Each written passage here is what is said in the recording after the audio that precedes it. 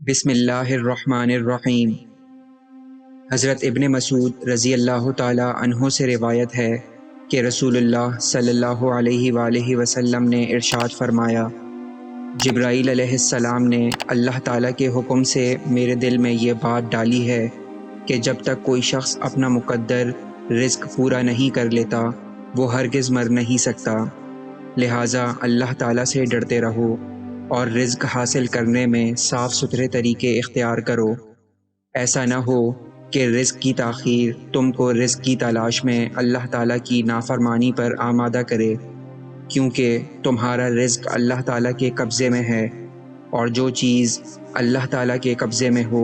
وہ صرف اللہ تعالیٰ کی فرما برداری ہی سے حاصل کی جا سکتی ہے۔ اللہ تعالیٰ سے دعا ہے کہ اللہ تعالیٰ ہمیں اپنی نافرمانی سے بچائے اور ہمیں اپنے فرما بردار لوگوں کی فہرست میں شامل کر لے، آمین۔